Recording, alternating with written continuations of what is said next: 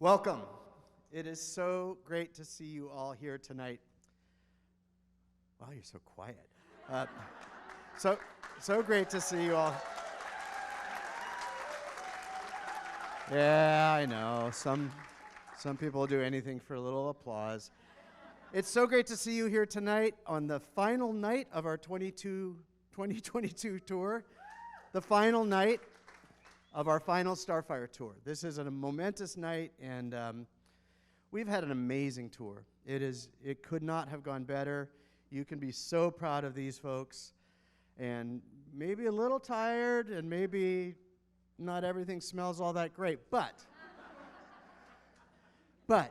we make up for that in having spent 10 amazing days together and bonding and sharing this message and going to some wonderful churches across California and Oregon and even poking into Washington a little bit.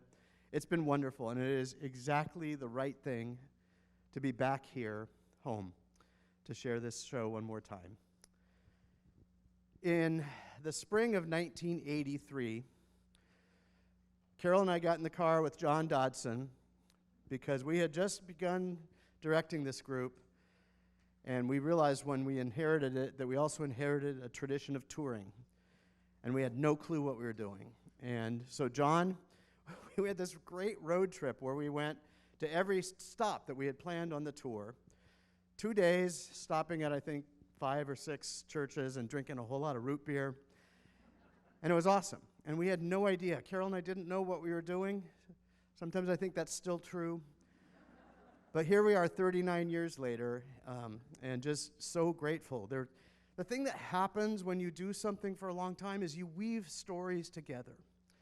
And one of the amazing things about Starfire is that the stories that keep getting woven from each group, every year with youth ministries, it's different because you have a quarter of the group starting and a quarter of the group leaving. And so each year we've had these amazing new stories. And stories include going to far-off places like Russia and England and Northern Ireland and singing in the most unusual places and singing for the Northern Ireland Parliament where Catholics and Protestants were together, and singing for Soviet audiences, and singing for tiny little churches in Greenville, and singing for all kinds of different situations. And every time that happens, stories get woven. And every time we tour, there are stories added to the stories. And we are super grateful. Carol and I are incredibly grateful for the people who have been weaving these stories with us all along. There are people that have been on almost every single one of our tours, and we could not be more grateful. And each year, we add people to the story, to the tapestry. And we are so grateful for that as well. This show kind of emerged after 2 years of not touring and a very real possibility that we would never tour again after 2019. Because of the pandemic and because of shifting priorities and all kinds of different things, it looked possible that we would never tour again. And then the pandemic eased up, and these guys, these amazing people, spoke up and they said, we'd like to do it. We want to tour. And they made it happen. They made it happen, and I could not be prouder or more grateful. And so what we did was we got together with them and said, well, we would like to tell stories together. What are your stories of this time of isolation? What are your stories of growing up into this time? What are the things that have been really tough, not just in the last 3 years, but in your life? What are the things that have been challenging? What are the things that have brought pain? But then also, what are the things that are incredible joys and bring you hope and nourish your faith? And we sat together for hours, and we shared those stories. And we recorded them, and I listened back to them over and over again and cried a lot of tears, and that's how the script got put together. The stories you hear tonight told by these amazing folks are their stories. Now, we wove the stories in ways that most cast members you see telling stories aren't telling their own specific story, but they're telling the story of someone up here. None of the stories are made up. They are all real, and they all resonate deeply inside the members of this group. So tonight is about sharing stories, and the hope is not that you sit and watch as these stories unfold, but the hope is that these stories reach out to you and draw you in to think, well, I've got stories like that, or I've got stories different than that, or I've got stories that can add a whole different perspective, because that's what it's all about. In our faith, it is about sharing stories. That's what Jesus did. The way Jesus taught us was through story. And it's been that way ever since. The best of our faith is storytelling and story honoring and being woven into the story. So more than anything, that's my hope tonight, is that you feel like you're part of the story. The story of a 39-year tradition of touring, yeah, but the story of being connected and stumbling along the way and picking yourself up and being picked up by others and keeping going and realizing that each step of the way we get richer and more connected and more blessed. So we are so grateful to be with you. Thank you for being here. We now proudly present Weave.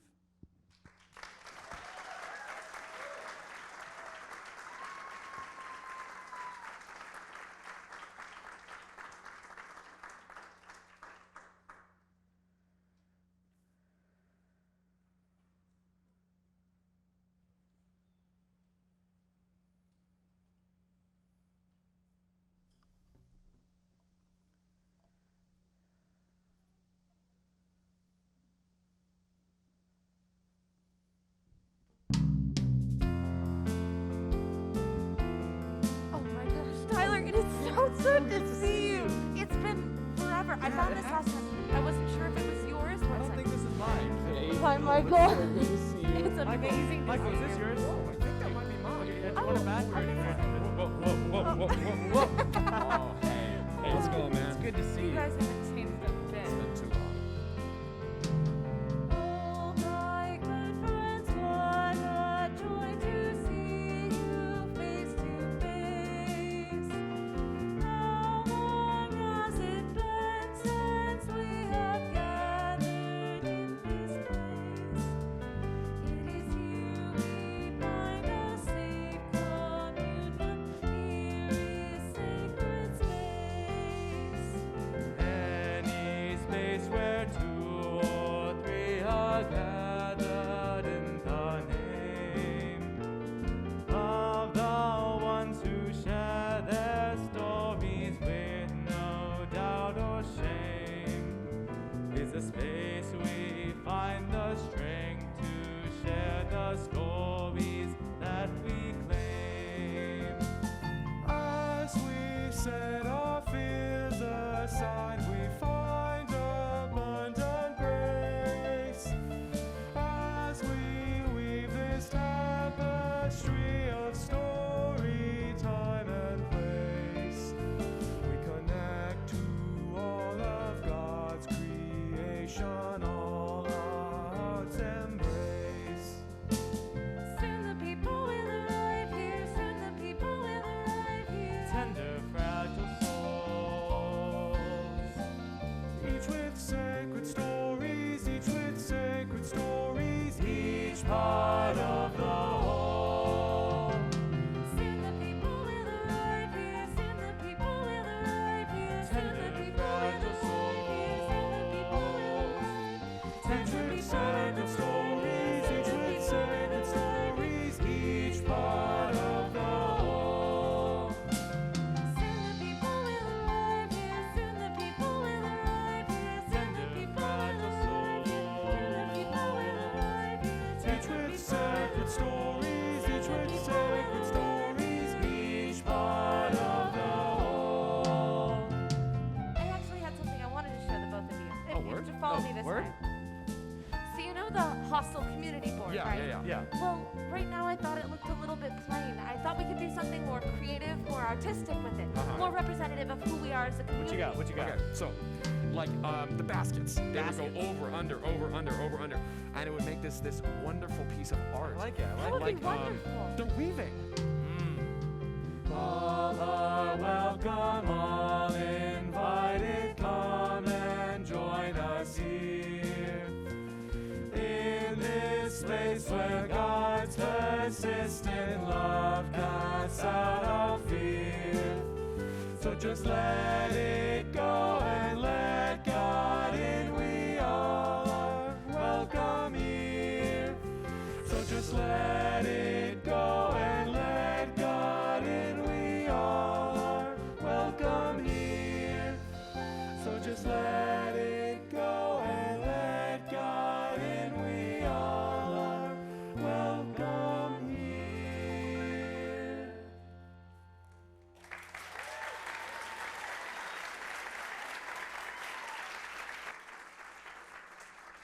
It is so amazing to see you, everybody. We want to welcome you to the Weave Hostel. We hope that you, like us, find this a place of safety, comfort, and trust. Hostels are more than just inexpensive places to stay while you're traveling. Hostels are where people come together, people stopping for rest and respite on their journey. Wherever they're from and wherever they're going, they find a common place to land, even if for a brief amount of time in a hostel. This is a sacred space. What it helps us realize is that even though we have all kinds of different experiences, all kinds of different futures, we do share more than we know. We share this journey through life. And we realize that the more we listen to each other, the more we realize how connected we are. This hostel is open, welcoming, inclusive, and expansive. That means you are part of it too. What happens here is organic and not in any way static, self-contained, or limited to just us. Our hope and our prayer is that as we share our stories, you are inspired to share yours too, that you'll feel a deeper connection to us, to each other, and to God. In a world and a time that is so focused on what divides us, our time here tonight is about what connects us. The stories, the struggles, the hopes, all of it. Every person we encounter, every single one, carries so many strands of so many different stories. Mostly, we'll never know how they all weave together. But we believe that the more we know, the better our chances of finding connection and understanding. And so we pause here at the Weave Hostel to take a moment to acknowledge the struggles and the pain, but also to recognize the hope and the promise, and realize that more than anything, we're traveling through life carrying all of it. Fears, anxiety, loss, hope, joy, and celebration with us. The more we share with each other, the lighter the load and the brighter the hope. Welcome.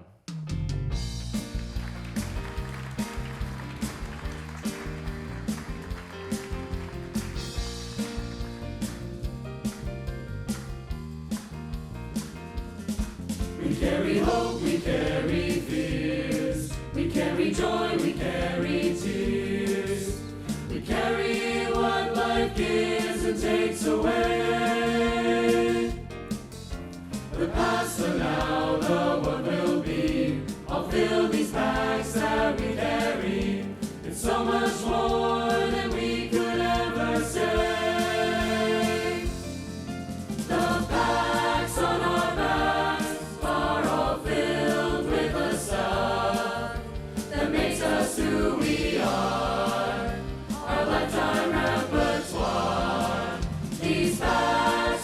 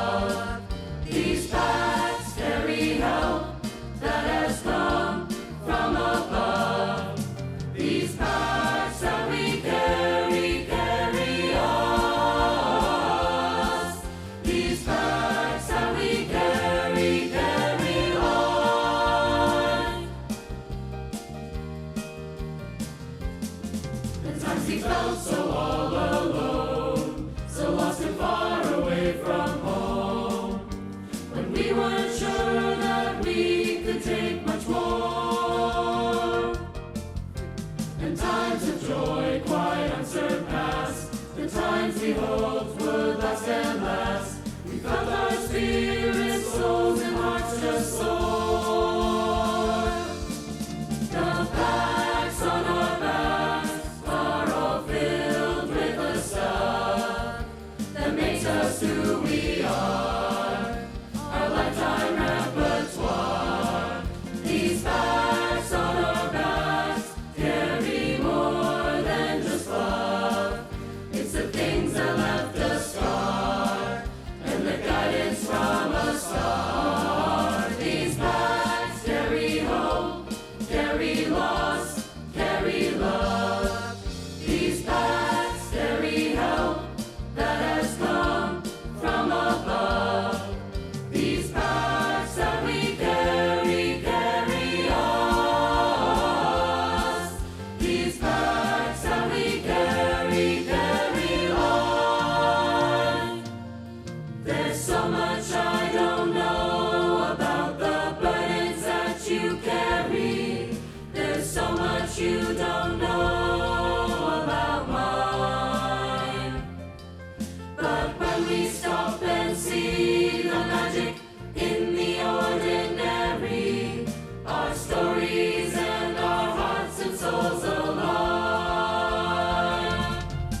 The packs on our backs are all filled with the stuff that makes us who we are, our lifetime repertoire.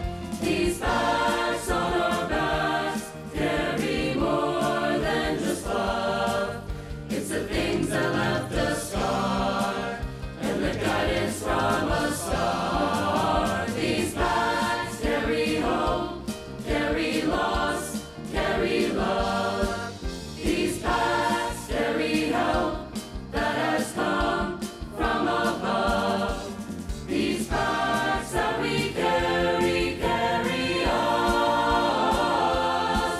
These packs that we carry, carry on.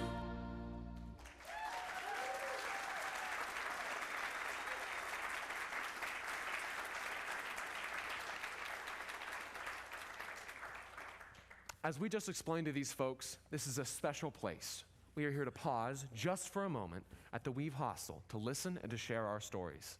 Those packs that you carried in with you are filled with stories and experiences and feelings. Some of them are tough. Some of them involve fear and anxiety and loss and struggle. Some of them are wonderful. They involve hope and joy and celebration. All of that is a part of what you carried in with you today. As we share our stories, we'll see how they weave together. Of course, your stories are your stories, but when we listen to each other, we realize that we're not alone. We are all connected in love.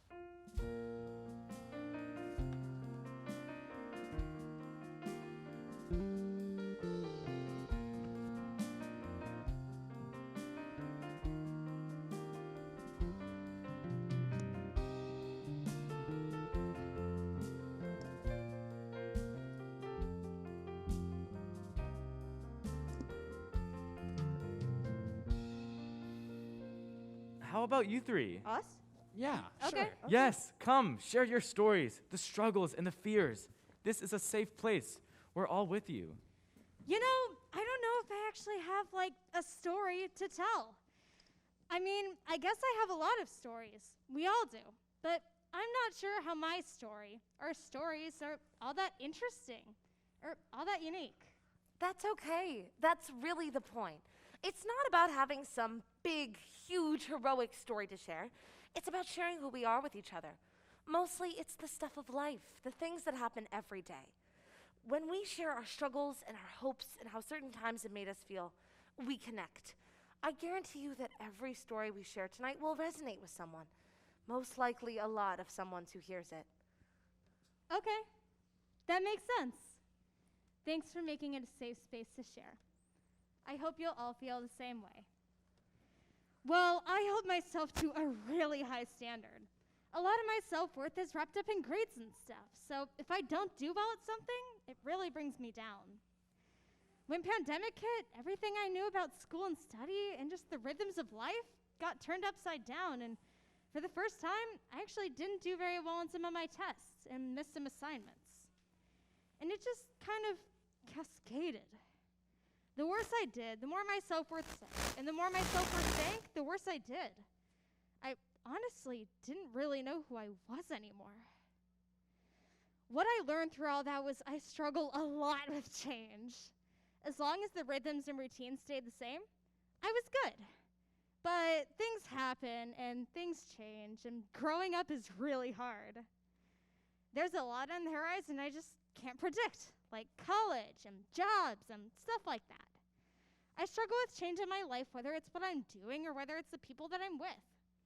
Friendships seem to be changing, and I can't control that, and it's really hard, so I tend to overthink it.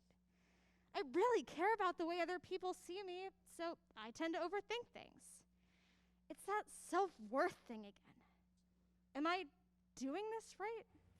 Do they even like me? I don't know, I guess that's not really a story though, is it? It is, though. It's the story of how the things going on around you are affecting you on the inside. And it's an important part of your story. Thank you for sharing it. How about you, Lily? Well, I have really bad anxiety about a lot of things.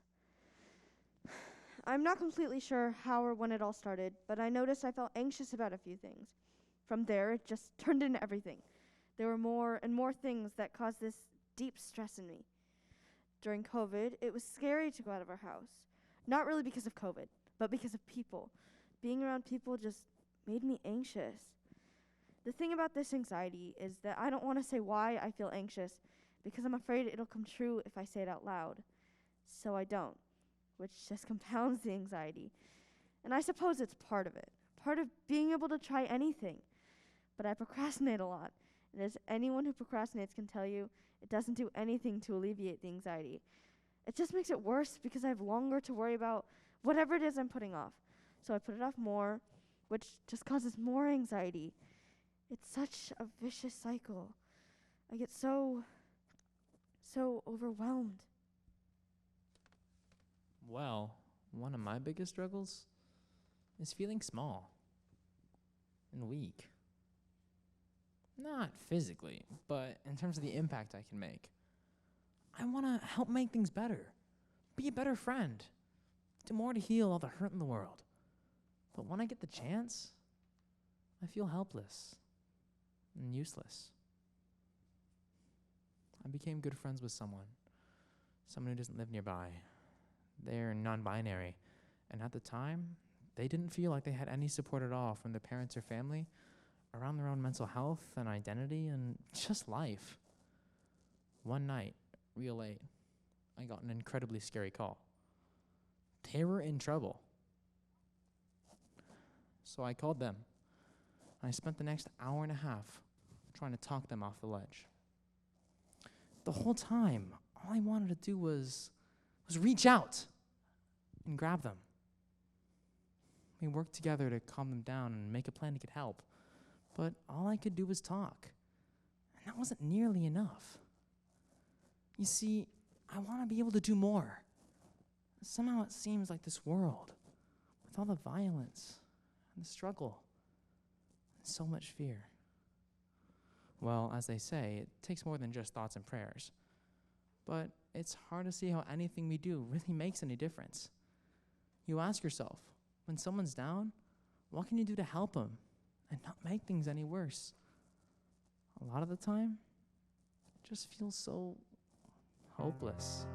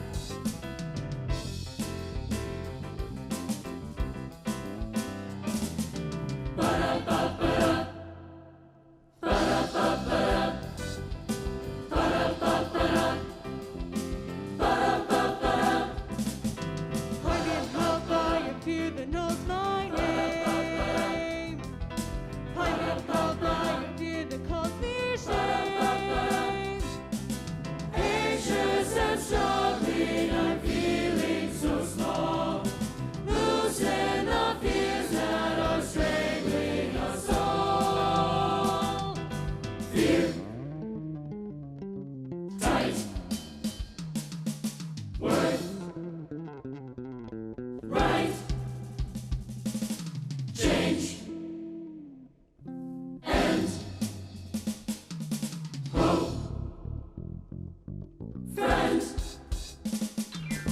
Your friends who won't let go.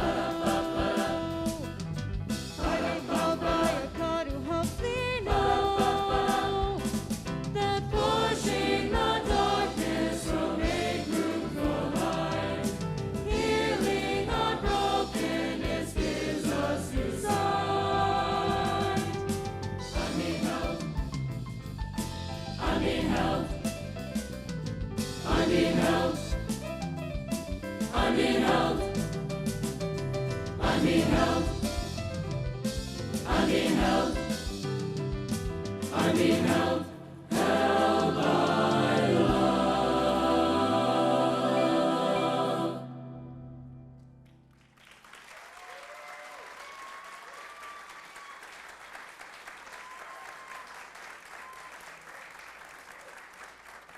Thank you for sharing your stories. I know that you're not alone in those struggles, doubts, or fears. They are real, and a lot of us feel the same things too. Of course, none of us would be here tonight if those struggles and fears had taken over. Obviously, we found hope that, while not replacing or eliminating those fears, certainly provides a balance and a way to navigate through them. Could you share some of those stories? The great thing and a source of so much hope and so much joy for me is I know there are places where I don't feel like I need to be any more than I am. Where I don't need to perform or meet impossibly high expectations, where I can just feel loved for who I am. Church is that place for me. It's a place where there aren't any tests, and I don't have to worry about how fast I read or what awards I've won. It's just a place where we come together and have deep conversations, and also be silly and laugh a lot without fear of judgment or of being treated differently. It's just a place where I can exist and be authentically who I am. And of course, being at church also helps me grow my faith and helps me learn about God and God's love and how it's complete and unconditional and unwavering, just the way I am. Sometimes when I'm feeling especially confused or lost or stressed, I'll just start talking out loud to God. Sometimes when I'm driving alone in my car, I'll just start talking out loud. And it's amazing how much joy and peace and comfort that brings me. I totally agree about being at church. I feel like I belong there. And while I can't say my anxiety totally disappears when I'm there, a lot of the times it does. And even when it doesn't, I know I'm in a safe place with people who I care about and who care about me. I find peace in music. I love to just listen to it. It calms me. But I especially feel the power of music when we sing together. Singing is where I can express emotions and feel connected. And being able to sing brings me faith. Music has brought me more joy than I ever thought possible. All of it. Listening by myself, singing at the top of my lungs with my friends, or rehearsing with the choir to sing in worship. The anxiety fades, and the fear, and something else happens. God is in the music, and in the singing, and in the connection. And I feel a lot better. You know, for me, gathering together with others who are positive and believe similar things as me also gives me the chance to do good with others. A lot of that sense of futility and uselessness actually comes from thinking I have to do it all alone. It turns out that connecting with others who want to make a difference actually helps me make a difference. And yeah, singing is a big part of that. Just coming to choir every week, the people, the community, coming around the piano to sing brings me joy. And also a sense of purpose. I don't know what it is about being there and being with those friends, but I feel a lot more hopeful about actually making a difference. Maybe because those people make such a difference to me. You know, all throughout the Bible, God's messengers tell people, do not be afraid or fear not or things like that. It's not so much that being afraid is seen as wrong or negative, more so that God's love is so much more powerful, even when things seem really tough. In 1 John it says, we have known and have believed the love that God has for us. God is love, and those who remain in love remain in God, and God remains in them. This is how love has been perfected in us. There is no fear in love, but perfect love drives out fear, because fear expects punishment. The person who is afraid has not been made perfect in love. I think that means that God's love is making us perfect, that we are perfected in love. And the more we focus on that love, the less we focus on fear, and the more we focus on living in and through that love. God is very clear that he wants us to know that we are understood and accepted and loved, and that we are enough. I have a Bible quote that would be perfect for this. Thank you, Michael. In Matthew, it says, "Come to me, all you who are struggling hard and carrying heavy loads, and I will give you rest. Put on my yoke and learn from me. I'm gentle and humble, and you will find rest for yourselves. My yoke is easy to bear, and my burden is light." That feels like a promise and a presence. There is comfort, there is rest, and God is very real and present with us. Jesus is still saying it to this day. Rest in me, lay your burdens down. Let me hold you in my arms.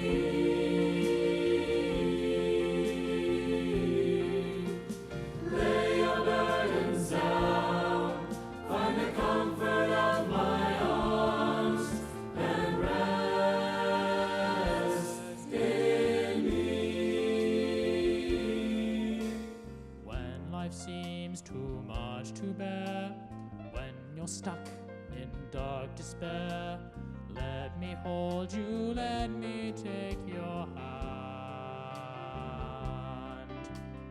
I will dry your saddest tears, and I will calm your deepest fears. I will love you, I will understand. My yoke is easy and my burden is light. My love will be with you throughout the long night. My arms reach out to you and they hold you tight. You are my beloved, you are my delight.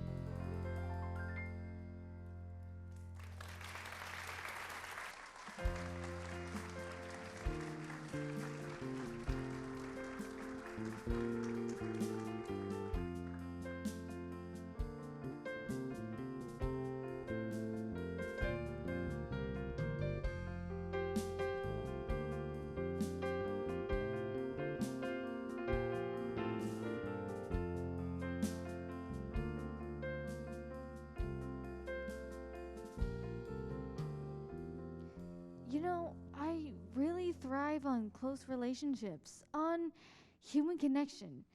During quarantine, I felt really lonely. Not more than anyone else I know, but when connection with others can't happen, it's really hard. It wasn't that all of a sudden, when we were forced into isolation, I had this new experience of loneliness. In middle school, I didn't have any friends my age, so I spent a lot of time by myself. Then high school happened, and I actually made some friends, people to hang out with. Although in the back of my mind, I wondered if they really wanted to be with me. Then COVID came around, and I was back to square one. Now that I'm back, I'm kind of haunted by the question, who do I sit with? I don't want to intrude. I had friends, but no one I was gutsy enough to go up to and say, hey, can I sit with you? I'm so insecure unless I get a direct invitation. I'm afraid the answer is going to be no, and I'm going to get embarrassed and then regret and overthink it a month later for no reason at all. But a lot of us do that. We go back 5 years later and say, what could I have said to make the outcome a little bit better? Relationships matter a lot to me too. My struggle though is that for me at least, the relationships I thought I could count on the most have let me down. In a way, it's a lot like you were saying, Alyssa. I thought I was solid with some friends, and it turns out they were acting one way with me and another way behind my back. I trusted them with some pretty personal things, and they told other people. I ended up getting made fun of. It felt horrible. But it's not just that. As awful as that was, it just feels like people have betrayed me. It feels like they've changed, but maybe it's me. I don't know. So, how do you restore trust when trust has been betrayed? And how can I trust again to share deep things when that hasn't worked out so well in the past? I don't feel like I can authentically be myself with most of the people I hang out with. I feel like if I am my authentic self and they push me away, it'll be terrible. I do have friends, though, that I can count on that have my back and I have theirs. But I'm leaving for college soon, and they're either staying here or going somewhere else. Just don't know if I'll find those types of friends again. I get betrayal. I get relationships becoming needy and insecure and even destructive. While I'm in a really good place now, it hasn't always been that way. A while back, I found myself in a relationship that was manipulative, abusive, and toxic. The details don't matter. What matters is that for a while it consumed me, robbed me of my self-worth, my values, and my stability. I was controlled not just by someone I thought I knew and thought I loved, but also my own feelings of shame and doubt and insecurity. It's a really scary place to be, but it's important to recognize it and realize that no matter what, we're not alone. We're never alone. Well, the thing I've learned is that I can turn to my faith during tough times, especially when I feel alone or feel like the things I used to be able to rely on aren't as steady anymore.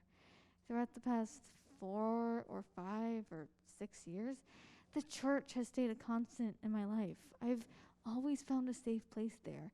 And even when I'm not at a church, I still try to keep in touch with my faith and keep the things I do there consistent with what I do out in the world. But mostly it's the people and being back in the communities I've missed so much during COVID. Being close to people, hugging, seeing people smile and laugh, realizing that I'm smiling and laughing. We spent a lot of time not doing that. It's the most beautiful thing a person can do, and it brings so much hope and healing. A lot of times, finding a common interest or purpose helps build close relationships. I find joy in the sports that I play. Working together on a team has brought so many close friendships. I'm proud of myself and my teammates, and I think they're proud of me too. And from that shared experience, which could also be a lot of other things, we learn to create a deeper connection. I'm also extremely grateful to be part of a family that loves and accepts each other, that I know won't abandon or judge or betray me. I think one of the things we learn from life is there's no cure for a bad relationship better than a good relationship. That doesn't mean that the hurt or the pain goes away, especially when trust has been betrayed and abuse has happened. But finding good and right and trusting relationships has helped heal a lot of what was broken from my past experience. And of course, finding forgiveness, however that can happen.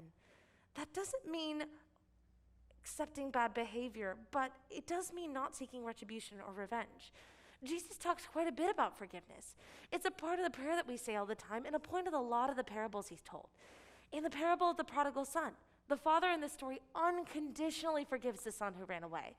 In the parable of the unforgiving servant, Jesus shows us that God is just and forgiving, and we're expected to follow in that example. Jesus is clear that we all need forgiveness, and we all need to offer forgiveness. It's one of the central tenets of living in a community with one another. And the earliest community of believers were clear that we were all called to care for each other. In the second chapter of Acts, well, Michael, can I just have the Bible? Thank you. In the second chapter of Acts, the believers devoted themselves to the community, to the teachings, and to their prayers. A sense of awe came over everyone. God performed many wonders and signs through the apostles. All the believers were united and shared everything. They would sell pieces of property and possessions and distribute the proceeds to everyone who needed them. Every day, they met together in the temple and ate in their homes. They shared food with gladness and simplicity. They praised God and demonstrated God's goodness to everyone. The Lord added daily to the community.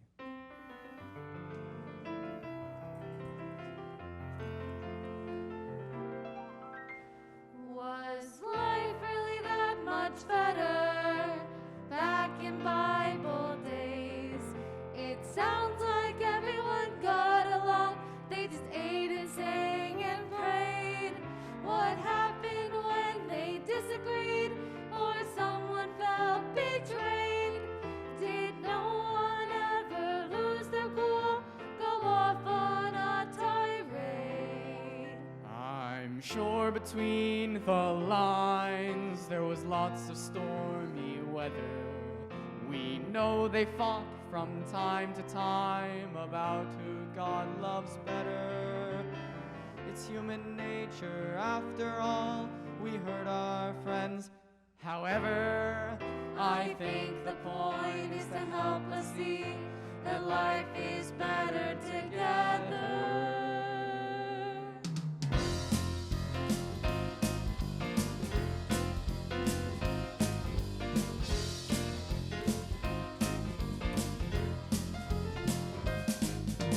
Better together, that's the secret, that's the key.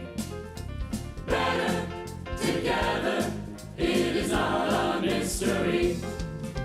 We need each other plain and true, we just can't do it alone. You need me and I need you, the fact is widely known. Because we're better together, it's the truth that sets us free.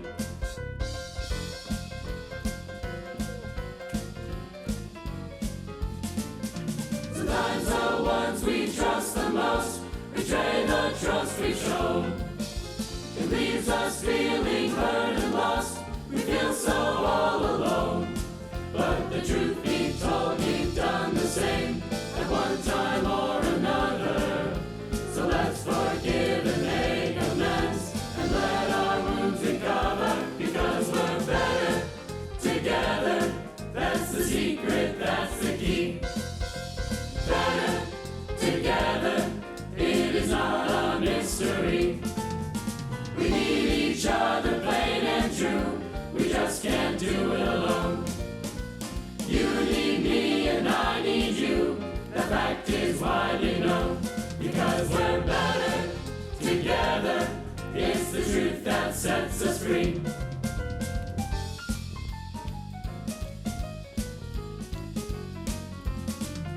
They say a cord with triple strands is difficult to break.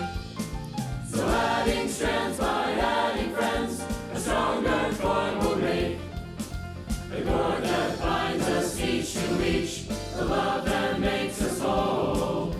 Comes from our God who calls us all to join our hearts and souls and be better together. That's the secret, that's the key. Better together, it is not a mystery. We need each other plain and true, we just can't do it alone. You need me and I need you, the fact is widely known. Because we're better together, it's the truth that sets us free. We're better together. We're better together. We're better together as us because we're better together. That's the secret, that's the key. Better together, it is not a mystery. Better together, that's the secret, that's the key. Better together, it is not a mystery. Better together, it's the truth that sets us free.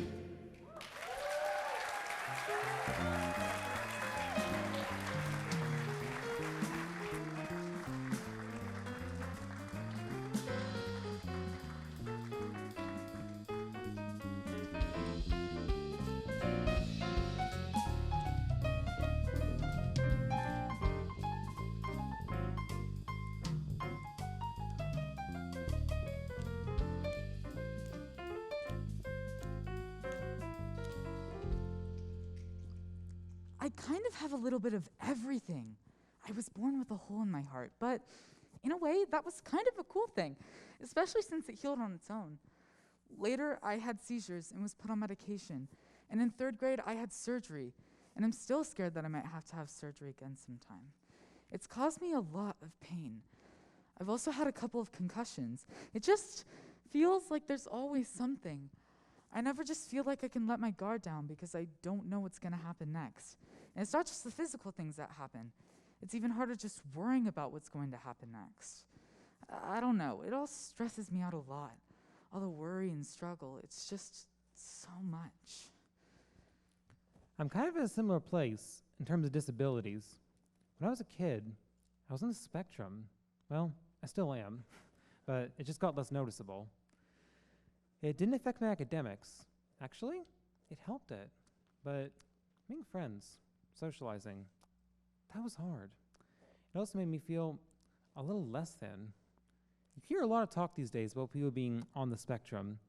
I guess it's good that awareness is being raised, but it often makes people like me feel like just an arbitrary thing, a point on some graph, something a little less than human. But I'm not a label or condition or a point on a spectrum. I'm a real, complete, and whole person. Well, in grade school, I was diagnosed with ADD. It was hard to focus and took me a long time to complete things. The simplest things would take forever to do. Turns out, I also have dyslexia, a learning disability. So do I. Wow! I really struggled through school. I was different from most people. I never got reading. I was way below reading level. And I had trouble understanding. Made me feel worse than everybody else. Not as good. I didn't like talking about it, so I never asked for help. I guess mostly what I've struggled with is myself and feeling like I'm not good enough. Eventually, my dyslexia morphed into something called dysgraphia, which basically means I'm really bad at writing. But the more names and labels they came up with for what I was dealing with, the worse I felt. Huh. Dyslexia, dysgraphia, and I have dyscalculia. That's the holy trinity of disses. I can't hold sequences of numbers in my brain, like phone numbers or birth dates. Like you, it makes me feel different, or not as good as, or othered. Dyslexia, noun, a general term for disorders that involve difficulty in learning to read or interpret words, letters, and other symbols, but do not affect general intelligence.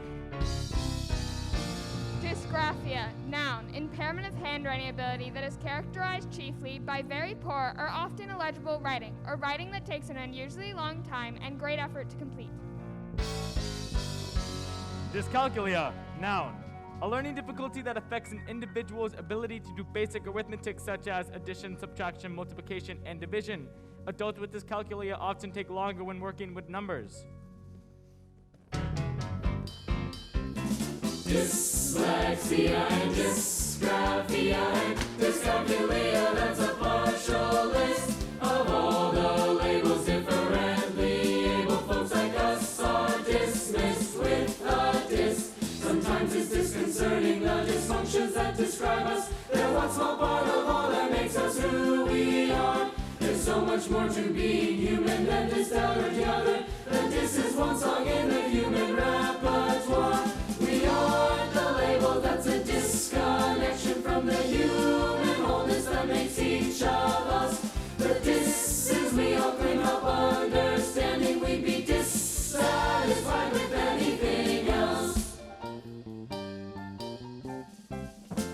I thought there must be something very wrong with me. I worked so hard, but everything was tough. So finally, when I learned there was a name for this, I knew that who I am is more than enough. Dyslexia and dysgraphia and dyscalculia, that's a partial list of all the labels differently able folks like us are dismissed with a dis. Sometimes it's disconcerting, the dysfunctions that describe us. They're one small part of all that makes us who we are. There's so much more to being human than just out or the other. The dis is one song in the human repertoire. We are the label that's a disconnection from the human wholeness that makes each of us. The dis is we open up understanding. We'd be dissatisfied with anything else. I wondered why I never could make sense of things. My studies always put me in a jam.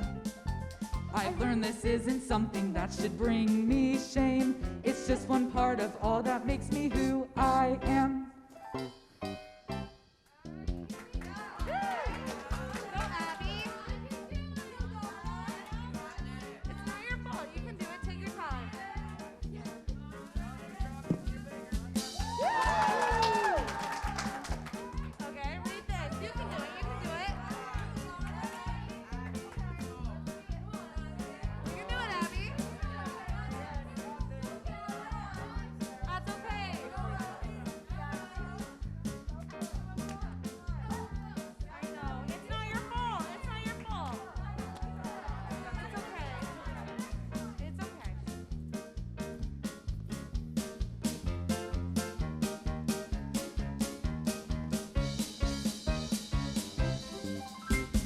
Dyslexia and dysgraphia and dyscalculia, that's a partial list of all the labels differently able folks like us are dismissed with a dis. Sometimes it's disconcerting, the dysfunctions that describe us. They're one small part of all that makes us who we are.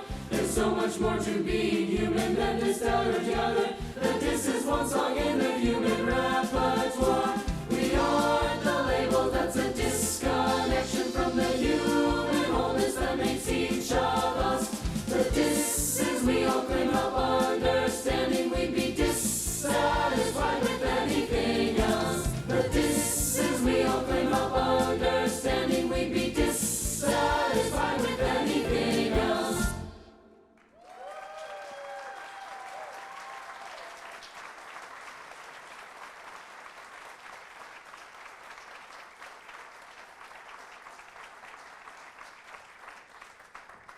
One of the things I've realized after COVID is that I can live in the moment and also see the bigger picture. Worrying about the future, and especially letting the past control the present, and then letting that bring crippling fear of the unknown, of the future, can be paralyzing. I know that God is with me all the time, and I've known healing, and I've been surrounded by the wonders of medicine and by the people who love and care for me. I know that God's plan is going to work out. I know others of you already talked about this, but one of the greatest joys and most healing things in my life is singing. It's a way of communicating with people when I don't necessarily have the words myself. And it's not just the words, but the music behind it. When I sing, it's like a keyhole in my chest opens up, and the song is the key, and a little door swings wide open and fills me with a bright and warm light. And it no longer matters if I can read as well as other people, or if my attention span wanders, or if numbers get all jumbled up in my head. It's a way of expressing myself and joining with others to express the inexpressible. And while I might struggle to express myself in reading and writing, when I sing, it all makes sense. Eventually, I made some good friends. I made some not so good friends too, but that's what happens in life. I'm grateful for the good friends and for being accepted for who I am. It's nice to feel like I can be who I am without being labeled or judged or pushed aside.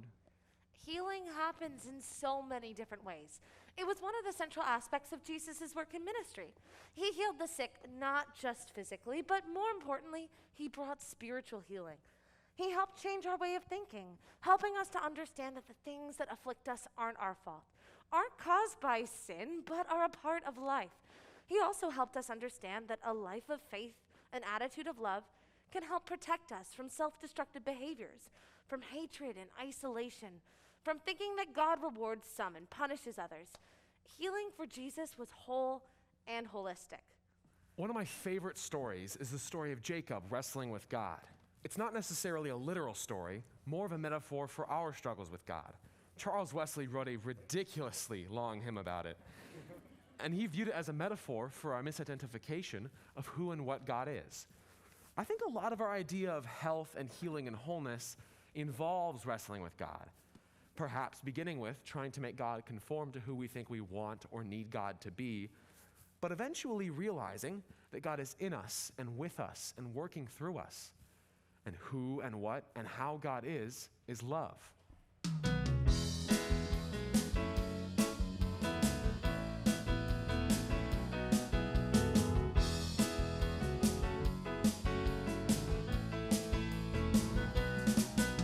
I thought I felt you near, but my vision wasn't clear.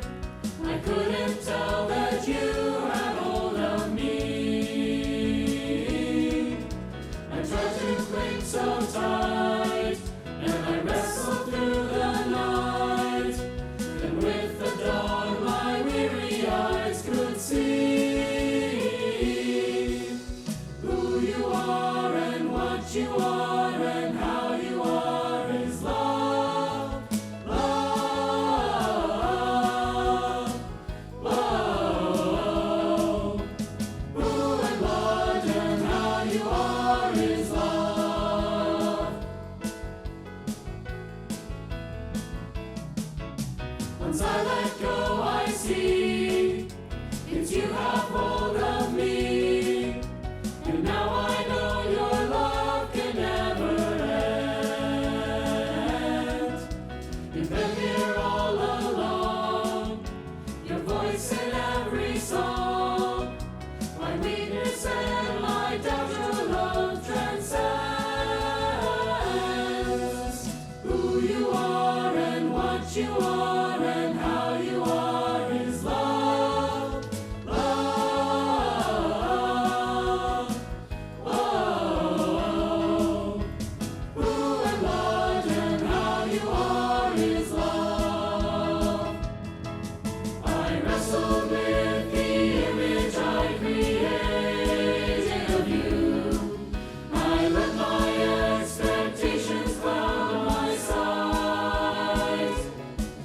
But you were always waiting for my eyes to see that who and what and how you are is love.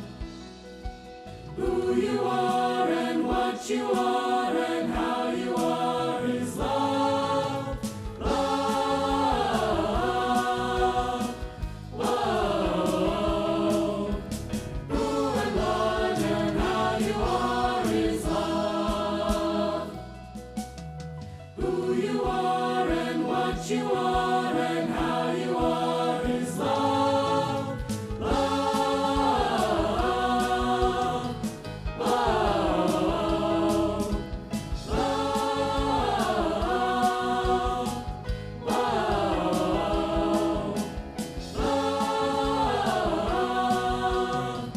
love.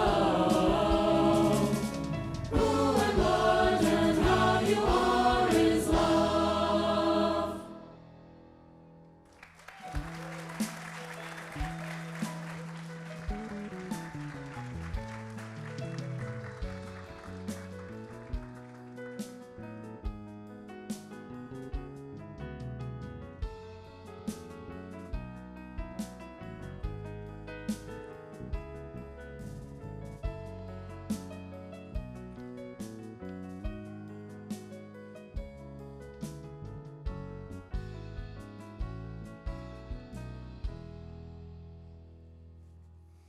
In a way, all of our stories of struggle, whether they're about relationships or fears and anxieties or anything else we have to deal with, they all include some kind of loss. loss of trust, loss of stability, loss of security, loss of self-worth, and on and on. And a lot of times it's loss itself that brings some of the greatest burdens: grief, emptiness, sadness. I know the three of you, and all of us really, have stories of loss to share. Yeah, I guess I could start. A couple of years ago, my grandpa died. He was old and all, but it was pretty unexpected. This was the first time I had really experienced death. I was so sad. That was super hard, but through that experience, I learned that a lot of people, maybe most people, don't know how to talk about death. It was crazy seeing people react because they don't know how to react. Most of my friends didn't say much, if anything. Even my family had a hard time talking about it. Then, a couple months ago, my grandma died. She was sick a long time, but it was still really hard.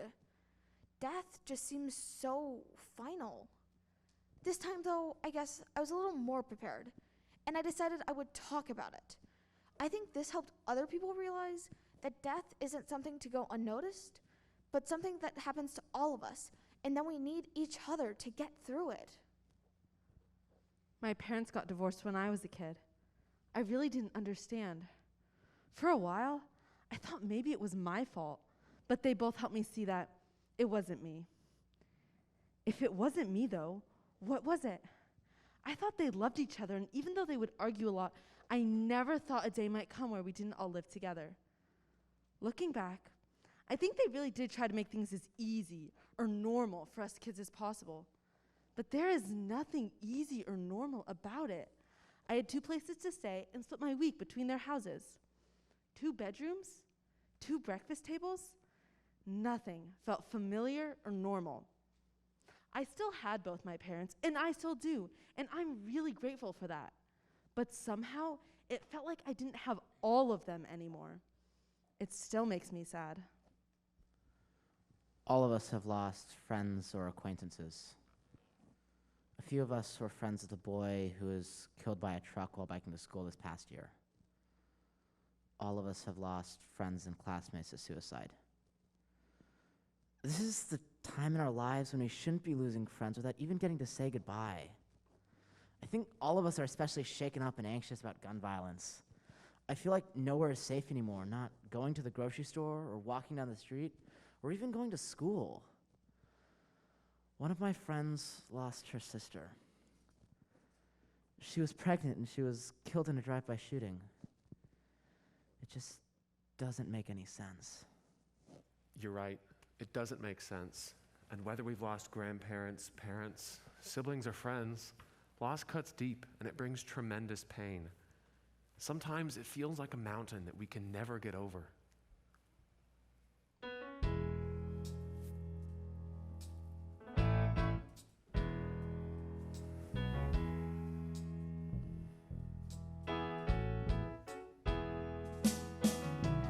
The loss of you cuts deep, brings me pain. The loss of you cuts deep and brings me pain. The loss of you cuts deep and brings me out in the rain. When you're pouring and pouring and pouring upon me, and love is your name. Oh, the pain becomes a river, and the river becomes an ocean, and the ocean holds the spirit that washes over me. And the spirit marks the memories, and the memories fill the heart space, and the heart space knows no limits, and the loss is made whole. The loss of you cuts deep, brings me pain. The loss of you cuts deep and brings me pain. The loss of you cuts deep and brings me out in the rain. When you're pouring and pouring and pouring upon me, and love is your name. You're the feast upon my table, and the open chair beside me, and the love that holds such goodness, and the widening heart I know. You're the words that I have written, and the story that's been woven. You're the tears that know my sorrow, and forgiveness in my cup. Oh, how generous the doorway. Oh, that calls me to an end. Oh, the things we gain from losing. Oh, they teach us to begin. Oh, how generous the doorway. Oh, that calls me to an end. Oh, the things we gain from losing. Oh, they teach us to begin. The loss of Eucharisty brings me pain. The loss of Eucharisty and brings me pain. The loss of Eucharisty and brings me out in the rain. When you're pouring and pouring and pouring upon me, and love is your name. You're pouring and pouring and pouring upon me, and love is your name. You're pouring and pouring and pouring upon me, and love is your name.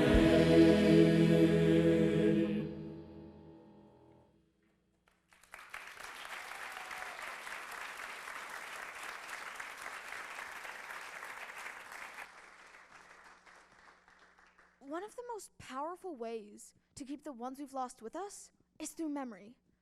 Sometimes memory can be hard because remembering the person we lost and the times we had with them reminds us that they're gone. I mean, we won't have those times ever again. But I actually think that memory is a way to continue to enjoy those good times. Every moment in life is fleeting. It's over before you even know it. The memory of that moment, though, keeps it alive and weaves it into our being so that it becomes a part of us. That is so much more true when it's the memory of someone who has been significant in our lives. I think remembering, nurturing, and celebrating those memories keeps them with us in a very real way. What I've learned and continue to learn is to savor each moment. Kind of like what you were saying, make the moments count so the memories will be strong and positive and meaningful. Things might not be like they used to be, and that's hard and that's sad, but there are still moments to create, moments to savor, moments to embrace. I try to do that with whichever parent I'm with, or with friends who may have moved away, or with family members who live in a different state or country. Sure, there's an emptiness when I'm not with them, but that's a good time to rely on the memories and be grateful for the time spent together. That also leads me to create moments of connection and significance. They're still there, and they still make a huge difference. I also think that finding hope requires us to take action. Sometimes hope depends on us breaking through the fear and despair and defeat so that hope can shine through again. It might seem like we're never going to be able to stop the epidemic of gun violence, but the kids who survived the Parkland shooting in Florida, they've created a movement called March for Our Lives, and they're speaking with passion and conviction and love, and they're not giving up. And their actions are inspiring others. This is something we all can do. All the feelings of hopelessness, not just about gun violence, but climate change and racism and heterosexism and religious intolerance and white supremacy and on and on and on. But for every one of those seemingly insurmountable issues, there are voices speaking up, taking action, leading others to action. They don't seem to think it's hopeless, and if they don't, neither do I. I think that's what Jesus was talking about when he told us to be salty, to let our light shine, working for justice, to right the wrongs, to speak up for the least, the lost, and the lonely is exactly what he was talking about. I have another perfect Bible quote in mind. Thank you, Michael. Ah, yes. When he said, "You are the salt of the earth, but if the salt loses its saltiness, how will it become salty again?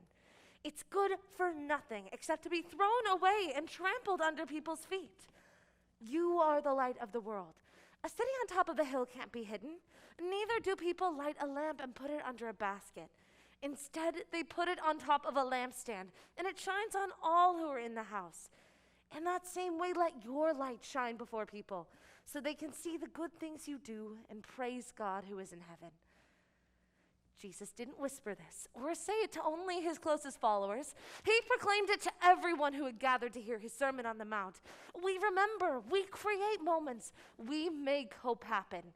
These are all the ways of being salty, of letting our light shine. Oh, a city on a hill can't be hidden, 'cause your lamp will shine a light for all to see. And the heavens, they will open up and shout to all the world, crying, oh, you are enough. Oh, I am enough as light to the world, just as I am, just as I'm made, child of God. Oh, I am enough as light to the world, just as I am, just as I'm made, child of God. You can turn my Sunday morning into dancing. You can mourn my grief and struggle into joy. You can gather up the memories and cast aside your pain, crying, oh, you are enough. Oh, I am enough as light to the world, just as I am, just as I'm made, child of God. Oh, I am enough as light to the world, just as I am, just as I'm made, child of God.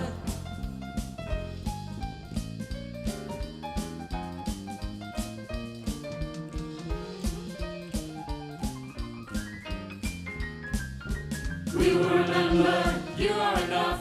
Savor the goodness, you are enough. Stand with the lonely, you are enough. Break through our fears, you are enough. Transform with courage, you are enough. Speak with compassion, you are enough. Proclaim the message, you are enough. Light of the world, oh, I am enough as light to the world, just as I am, just as I'm made, child of God. Oh, I am enough as light to the world, just as I am, just as I'm made, child of God. Just as I am, just as I'm made, child of God. Just as I am, just as I'm made, child of God.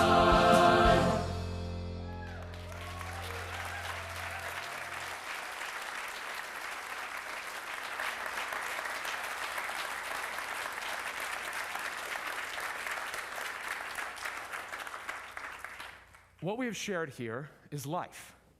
We could go on and on telling our stories, talking about the losses that we've suffered, the times that we felt pain, and the places that we found community, the light of dawn that shines through the darkness, all the more brilliant for the contrast.